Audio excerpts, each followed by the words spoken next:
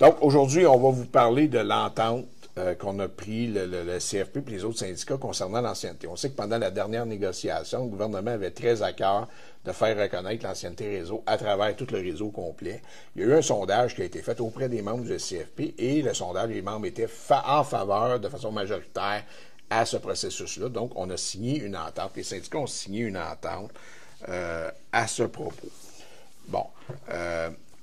Dans le contexte actuel, ce qui est arrivé, c'est que, bon, suite à la signature de l'entente, il y avait des modalités qui étaient prévues dans l'entente, une façon de procéder. Entre-temps, l'employeur, le gouvernement, est revenu en disant, ben écoutez, finalement, on n'aurait pas besoin de passer par ce processus-là, parce qu'on a trouvé une meilleure façon informatique de régler le problème. Et on comprend que nos très chers amis de la CAQ, c'est des champions de l'informatique au Québec. Donc, récemment, on vient d'apprendre, donc le CPN3S a appris au SCFP, que finalement, l'entente, le délai ne sera pas respecté. Donc, on parlait, oui, on va faire un système informatique, mais ça va peut-être aller comme en juin 2026, qu'on a donné comme date. Alors que l'entente, la règle d'ancienneté, c'est à partir du mois de juin 2020. Suite à ça, on a nommé quelqu'un qui est Stéphanie Nadon, notre agente de grève. Bonjour Stéphanie. Bonjour. Donc aujourd'hui, tu vas venir nous parler de ça. Moi, j'aimerais ça, là, juste savoir, là, c'est quoi les conséquences du non-respect de cette entente-là sur les travailleurs? Bien, il y a des conséquences sur vos vacances, il y a des conséquences sur vos postes, quand vous voulez faire afficher, quand vous voulez postuler sur un poste pour des remplacements à long terme, tout ce qui englobe en entour de votre ancienneté, là. Donc, il s'agit de vraiment d'une entente qui permettait de faire reconnaître l'ancienneté. Il y avait 3 volets à cette entente-là. Pour ceux qui ont travaillé dans une agence de placement ou à titre de main-d'œuvre indépendante, oui, une MOI. Donc, le gouvernement, pour attirer les gens de la MOI, voulait reconnaître la période de la pandémie. Ceux qui ont travaillé dans le réseau pendant la pandémie voulaient reconnaître cette ancienneté-là. Donc, ça, c'est le premier volet. Juste pour faire une histoire courte, on ne parlera pas vraiment de ce processus-là aujourd'hui, mais juste pour l'expliquer rapidement, c'est que les gens qui ont travaillé à MOI pendant la pandémie dans des établissements du réseau public peuvent faire reconnaître leur expérience. C'est juste les journées travaillées dans le réseau qui sont reconnues. Donc, ils doivent demander la preuve à leur ancien employeur, l'amener au SISMO, et ça va se faire. Ensuite de ça, le deuxième volet, c'était quoi? C'est pour ceux qui avaient un statut d'emploi de personnes salariées temporaires. Donc ça n'aurait jamais dû exister. On ne sait pas pourquoi que ça s'est passé comme ça. Mais bon, il y avait encore des problèmes. Fait que là, le gouvernement s'est engagé. Tous les statuts temporaires vont être régularisés. Donc ça, c'est supposé d'être réglé aussi. Mais je crois que ça ne l'est pas. Non, ça ne l'est pas. Bon, encore à ce jour. Encore une autre affaire. Et le troisième volet qui nous intéresse aujourd'hui, ça parle de quoi? Pour les autres personnes salariées, l'employeur reconnaît l'ensemble de l'ancienneté accumulée en raison d'un lien d'emploi avec un ou plusieurs établissements du réseau de la santé. Quand on parle de un ou plusieurs établissements, là, on parle des personnes maintenant, qui sont à l'emploi du SISMO aujourd'hui, mais qui ont travaillé dans d'autres CIS ou d'autres C3S ou d'autres hôpitaux ou publics, OK?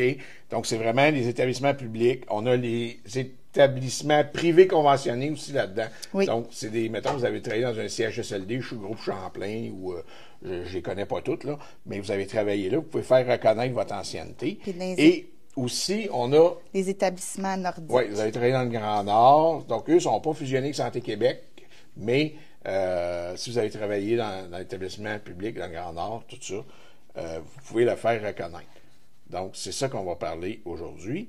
Et si tu reprendrais, là, c'est quoi le processus qui est négocié dans cette entente-là? Bien, la personne salariée est responsable de fournir la documentation permettant la reconnaissance de son ancienneté. Donc, ça, c'est votre job de fournir au SISMO la preuve que vous avez travaillé ailleurs, puis vous avez accumulé de l'ancienneté ailleurs. Puis l'ancienneté qui va être reconnue, elle ne peut s'exercer que dans l'unité de négociation. Donc, si vous avez travaillé dans l'autre réseau, peu importe votre catégorie d'emploi que vous aviez, l'ancienneté que vous allez aller chercher va s'appliquer dans votre catégorie d'emploi présentement et uniquement au SISMO. Donc, si vous travaillez comme préposé aux bénéficiaires au SISMO, vous allez avoir de l'ancienneté applicable uniquement dans la catégorie 2 au SISMO pour l'instant. Puis l'ancienneté prévue à la présente entente devrait être officielle à partir du 1er juin. Effectivement, donc c'est là que ça accroche, parce que le gouvernement, il veut signer une nouvelle entente où on va tout régler par informatique, mais là, on est rendu comme en juin 2026. C'est ça. Et c'est quoi l'obligation de l'employeur dans ce processus-là? Oui, il faut qu'il nous fournisse. Il va vous fournir. Et là, c'est là aussi que ça accroche. Qu'est-ce qui arrive dans ce temps-là? Contacter le syndicat. Et au syndicat qu'on contacte? C'est moi. OK. Donc, on contacte Stéphanie. Donc, si l'employeur refuse de vous accorder, vous fournir la preuve de votre ancienneté, que ce soit le CISMO ou n'importe quel autre employeur, OK, on sait qu'aujourd'hui, là, tout seul et unique employeur, c'est Santé Québec. Oui. Fait qu'on s'en fout que vous avez fait la demande à Rivière-du-Loup, vous avez fait à Sherbrooke ou à Chibougamau. OK, nous autres, on va déposer un grief à Santé Québec qui ne respecte pas l'entente de collaborer puis de nous fournir les documents. Oui, puis aussi, quand on y a un délai aussi de 10 jours. Après 10 jours, si vous n'ont pas répondu à votre demande, on dépose aussi un grief. Fait qu'il faut nous interpeller quand le délai de 10 jours va être terminé. Sur notre site Internet, on a créé un article exprès pour ça, la reconnaissance de l'employé. Vous avez des concordances. Donc, il y a un lien, là, je vais le poster dans la vidéo ici. Mais vous cliquez là-dessus, vous allez avoir les concordances des anciens établissements avant les CIS et les CIUS. Et donc, si vous travaillez pour, je ne sais pas moi, C3S et Patriotes, ou des Mascoutins, peu importe, ben vous pouvez vous allez chercher c'est quoi la concordance, vous allez voir, bon, ben maintenant c'est rendu 6 Montérégie-Est, par exemple. Donc là, vous allez devoir appeler aux ressources humaines du 6 de Montérégie-Est, que vous retrouvez les coordonnées sur Internet. Si vous avez de la misère, vous pouvez demander de l'aide là, à votre délégué, votre responsable, peut vous aider à trouver les bonnes adresses, les bons numéros. Mais si vous n'avez pas de réponse, ou qu'après 10 jours, où vous avez un refus... Il faut communiquer avec moi. Si vous avez votre document, l'employeur vous dit, OK, voici votre ancienneté. Comme moi, par magie, là, je l'ai demandé là, au 6 de l'Estrie. Les autres me l'ont envoyé, mon ancienneté. Donc, moi, ce que je fais, je prends le courriel, j'envoie ça.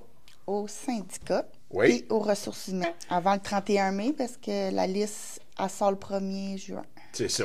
Et au syndicat, ben, parce que le syndicat va commencer à monter le dossier, préparer le dossier, savoir un peu qui est concerné par cette situation-là. Donc, jusqu'au 31 mai, dans le fond, une fois qu'on a envoyé nos documents, on n'a plus rien à faire, là, parce que on a jusqu'au 31 mai pour le faire. C'est après que la liste doit apparaître, et c'est là, si la liste n'apparaît pas, que l'ancienneté n'est pas corrigée, ben, c'est là qu'il y aura des griefs aussi de déposer. Oui.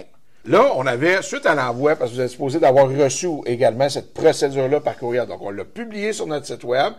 Vous l'avez par courriel. On va la mettre aussi sur notre page Facebook. Mais, suite à ça, on a eu beaucoup de questions. Oui. Puis, les questions, ça tournait, première question, là, si j'ai travaillé dans le privé, qu'est-ce qui arrive? Non, on ne peut pas faire reconnaître votre ancienneté au privé. Là. Si c'est semi-privé, oui. OK. Puis, c'est quoi, ce semi-privé? C'est comme au Champlain. Donc, oui, c'est un groupe Champlain, c'est des CHSLD privés conventionnés qu'on appelle. Donc, si vous avez travaillé, mettons, dans une RPA, ça ne serait pas reconnu. Ça ne marche pas. Dans une ARI, ça ne sera pas reconnu. Dans un camp de vacances, ça sera pas pour reconnu. l'armée. Non. OK, ça ne marche pas. Donc, c'est vraiment un établissement de Santé Québec, un établissement privé conventionné, puis un établissement nordique du réseau de la santé. Donc, ensuite de ça, il y avait d'autres questions. Les années de service. Moi, j'ai déjà fait reconnaître en 2015. Qu'est-ce qui arrive? Mais ça, c'est pour tes années pour reconnaître tes vacances. Mais sinon, ça, c'est pas pour ton ancienneté. L'ancienneté, c'est la première fois qu'on fait ça. Là. C'est bien important de différencier la notion d'expérience. L'expérience, là, c'est tes années d'expérience dans ton titre d'emploi. Les années de service, ça, c'est à partir de ta date d'embauche. Oui. Donc, c'est les années à partir de ta date d'embauche jusqu'à maintenant. Puis l'ancienneté, ben, c'est lié au jour que tu travailles. À tes journées travaillées. Fait que ça se compte, c'est 1,4. Si t'es à temps partiel, c'est 1,4 jours d'ancienneté par jour travaillé. Sinon, si t'es à temps plein, ben, ça se compte en années. Oui. Fait que quelqu'un pourrait avoir 10 ans de service et 3 ans d'ancienneté, par exemple, s'il travaille juste à 2 jours semaine. Oui. OK? Pour avoir de l'expérience dans un titre d'emploi, puis de l'expérience dans un autre titre d'emploi, qui ferait que les années d'expérience dans chacun des titres d'emploi ne seraient pas la même chose que l'ancienneté. Et là, c'est la première fois qu'on demande de fournir l'ancienneté. Ça n'avait jamais été fait avant, donc il serait très étonnant que vous ayez déjà en votre possession un document qui certifie de votre ancienneté, si vous ne l'avez pas demandé récemment. Parce que c'est vraiment depuis cette entente-là. Avant, on ne demandait jamais ça. Non, on demandait l'expérience. OK, pour les échelons, on demandait pour les vacances, les années de service, mais on n'a jamais demandé d'ancienneté. Donc, c'est vraiment une première. Fait qu'à moins d'avoir un vieux talon de paye, d'avoir une vieille liste d'ancienneté qui avait été affichée à l'époque que vous aviez travaillé, c'est presque impossible que vous ayez ce document-là. Donc, il faut vraiment le demander. À qui faire la demande? À votre ancien employeur. À votre ancien employeur. Si on a parlé tantôt, on a une liste de concordance. Fait que vous, c'est à vous de retracer. Comme moi, quand j'ai fait ma demande, j'ai demandé, bon, le centre jeunesse de l'Estrie, maintenant, c'est rendu Sius CHU Estrie. Donc, j'ai envoyé ma demande là. Puis, ils m'ont répondu, me l'ont renvoyé. C'est bon. Fait que là, on va juste faire un petit recap des étapes que vous avez à faire. Vas-y, Stéphanie. Récapitule-moi ça, là, avant qu'on termine.